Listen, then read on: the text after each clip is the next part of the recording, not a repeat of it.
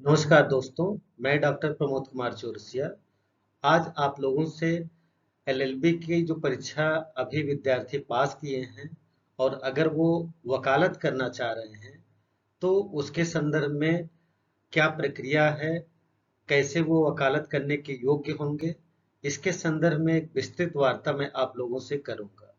तो जैसा कि दोस्तों मैं आपको बताना चाहता हूँ कि यदि कोई विद्यार्थी एलएलबी की परीक्षा पास कर लिया है तो अब जो है उसे वह वकालत तभी कर सकता है जब ऑल इंडिया बार एग्जामिनेशन की परीक्षा पास कर लेगा।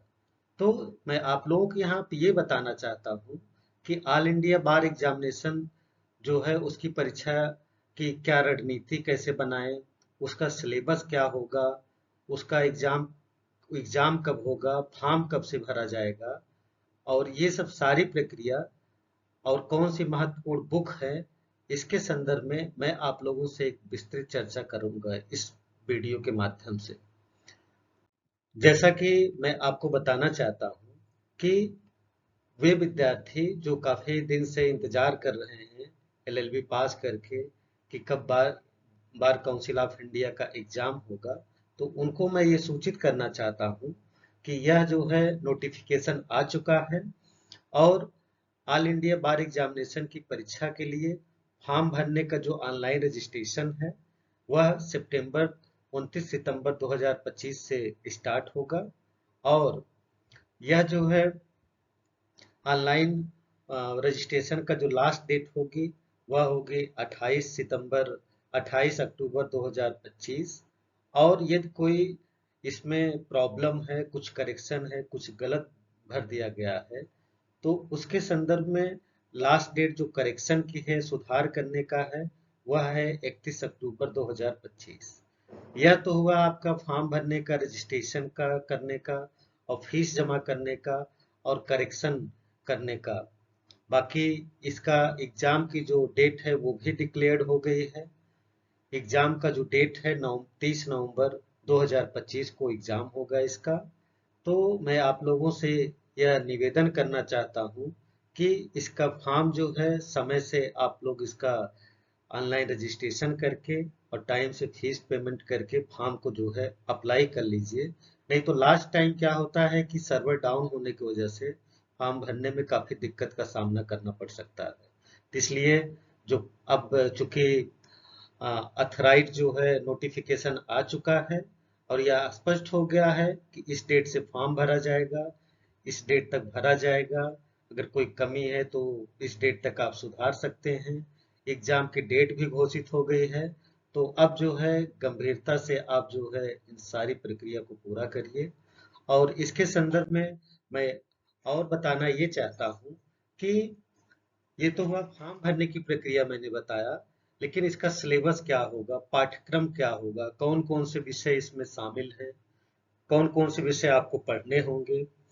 तो इसमें टोटल जो है 19 सब्जेक्ट हैं, जिसमें से कुछ सब्जेक्ट ऐसे हैं जिससे ज्यादा मार्क्स के कुछ सवाल पूछे जाएंगे और कुछ सब्जेक्ट ऐसे हैं जिससे कम मार्क्स के सवाल पूछे जाएंगे। तो इसका मैं क्रम वाइज जो है आप लोगों से चर्चा करूंगा, किस विषय से कितना सवाल पूछा जाएगा और जिस विषय से ज्यादा सवाल पूछा जाएगा उस विषय को आप लोग थोड़ा से ज्यादा ध्यान दीजिएगा।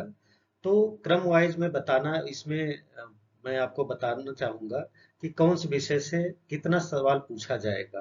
तो सबसे पहले कॉन्स्टिट्यूशनल लॉ, संविधान, इससे टोटल 10 सवाल पूछा जाएगा। दूसरा है आईपीसी, इंडियन पिनल कोड, और यह जो है अब इसके स्थान पर भारतीय न्याय संहिता आ गई है। तो दोनों से मिला के सवाल पूछा जाएगा, पुराने एक्ट इंडियन पिनल कोड से और भारतीय न्याय संहिता दोनों से मिला के 8 सवाल पूछा जाएगा। तीसरा जो है सब्जेक्ट है CrPC, criminal procedure code, and new जो है भारतीय नागरिक सुरक्षा संहिता। इससे जो है टोटल 10 सवाल पूछे जाएंगे। ऐसा नहीं है कि जो नया एक्ट आ गया है पुराने एक्ट को आप अवॉइड करेंगे, पुराना और नया दोनों पढ़ना पड़ेगा और दोनों से मिलाकर टोटल 10 क्वेश्चन पूछा जाएगा। अगला जो विषय है CPC, code of civil procedures, इससे भी टोटल 10 सवाल पूछा जाएगा। और अगला विषय है एविडेंस एक्ट और न्यू एक्ट जो भारतीय साक्ष्य अधिनियम है, इससे 8 सवाल पूछा जाएगा। और अगला विषय है alternative dispute redressal including arbitration act, इससे 4 सवाल पूछा जाएगा। फैमिली लॉ, जिसमें हिंदू और मुस्लिम लॉ दोनों होगा, इससे जो है टोटल 8 सवाल पूछा जाएगा। पब्लिक इंटरेस्ट लिटिगेशन अर्थात पीआईएल, इससे 4 सवाल पूछा जाएगा। एडमिनिस्ट्रेटिव लॉ, इससे 3 सवाल पूछा जाएगा। प्रोफेशनल इथिक्स, इससे 4 सवाल पूछा जाएगा। कंपनी लॉ, इससे 2 सवाल रहेंगे। इन्वायरमेंटल लॉ, इससे 2 सवाल रहेंगे।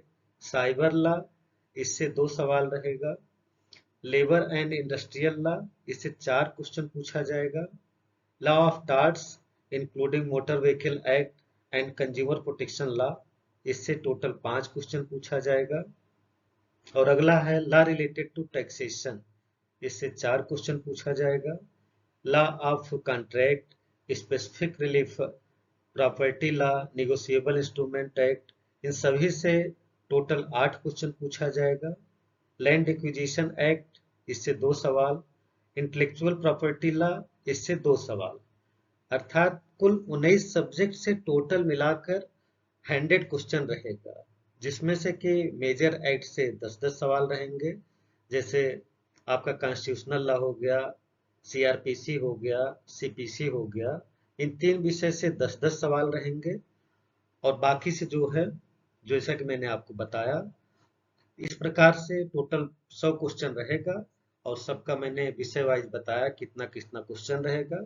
तो आपको इस चीज का विशेष ध्यान देना है कि जिस सब्जेक्ट से ज्यादा क्वेश्चन पूछा जाएगा, उस सब्जेक्ट को ज्यादा ध्यान देना है। और अगला जो है, मैं अपने वीडियो के माध्यम से कुछ इम्पोर्टेंट बुक के बारे में बताना चाहता हूँ, जो कि आपको इस एग्जाम के लिए जो है बहुत ही महत्वपूर्ण भूमिका अदा करेगी। जैसे एक बुक है यूनिवर्सल पब्लिकेशन की, ऑल इंडिया बार एग्जामिनेशन के नाम से है। यह इंग्लिश मीडियम के बच्चों के लिए बहुत ही बेहतर बुक है। वैसे यूनिवर्सल पब्लिकेशन की सारी बुकें बहुत ही अच्छी हैं। इस बुक को आप ले सकते हैं और यह बुक जो है आपके इस एग्जाम में बहुत ही महत्वपूर्ण भूमिका अदा करेगी। और अगली बुक जो है, एक है doctor S M Rajan and doctor P K Jain की बुक जो है, यह सेंट्रल लॉ एजेंसी की बुक है। इसको भी आप ले सकते हैं। और अगली बुक है ऑल इंडिया बार परीक्षा गाइड के नाम से है, डॉक्टर वेद प्रकाश राय और सरवेंद्र सिंह पाल की बुक है। यह लेक्समैन पब्लिकेशन की बुक है, हिंदी मीडियम में यह लिखा गया है। तो इस तरह से इन तीनों बुक का, या और भी मार्केट में बहुत सारी बुकें हैं जिसे लेकर आप उसकी मदद ले सकते हैं। और सबसे बड़ी चीज एक मैं आपको ये बताना चाहता हूँ कि सबसे अच्छी चीज तो यह है कि बुक तो आप लेंगे ही, लेकिन जो जो विषय इसमें है, सभी विषय का जो बेयर एक्ट है, उसको एक बार अच्छे तरीके से पढ़ लीजिए। क्योंकि बेयर एक्ट जो है, वह जो है बहुत ही महत्वपूर्ण भूमिका निभाएगा। और इस प्रकार से आप अभी से एक रणनीति बनाइए, जितने विषय हैं सब विषय को एक अच्छी तरीके से उसको पढ़ाई करिए। और जिस विषय ज्यादा क्वेश्चन पूछा जाता है उस पर थोड़ा ज्यादा फोकस करिए, और जिस पे कम पूछा जा रहा है उसको भी देखिए, लेकिन उस पर कम ध्यान दीजिए। और एक अपनी स्ट्रेटजी बना के पुराने जितने अभी तक के पेपर हुए हैं, वो सारे पेपर आप साइट पे हैं, गूगल पे जाके सर्च करके पुराने पेपर जितने हैं उसको सॉल्व करना अति आवश्यक है। क्योंकि कोई भी एग्जाम आप देंगे तो सबसे पहले तो आपको यह एक आइडिया लगना चाहिए कि पुराना पैटर्न कैसे है, कैसे एग्जाम में क्वेश्चन पूछे जाते हैं। तो उससे आपको एक आइडिया लगेगा कि इस प्रकार से क्वेश्चन पूछे जाते हैं, तो उस प्रकार के क्वेश्चन आप जगह जगह से उसको खोजेंगे और सॉल्व करेंगे तो बेहतर होगा। तो पुराने क्वेश्चन अगर आप सॉल्व करते हैं तो लगभग 50% प्लस क्वेश्चन तो आपका रिपीट हो जाएगा उसी जो है हर विषय से। तो इसलिए जो है पुराने क्वेश्चन जो है आप सॉल्व करिए, उससे एक आपको आइडिया लगेगा कि किस प्रकार आप तैयारी करें। और सभी विद्यार्थियों को जो भी इस परीक्षा में बैठना चाहते हैं, उन सभी को हमारी ढेर सारी शुभकामना, हमारी बेस्ट विशेष। धन्यवाद।